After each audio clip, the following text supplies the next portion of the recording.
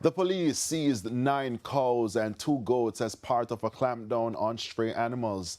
The cattle have been causing traffic crashes and other issues in several parts of St. Elizabeth, including Lacovia and Middle Quarters.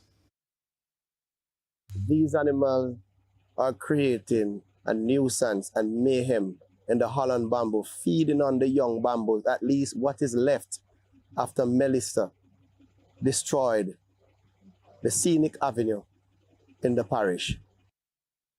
Was part of a joint operation with the Area 3 Agricultural Protection Branch, Agriculture Ministry, St. Elizabeth Municipal Corporation, and the Parish Pound.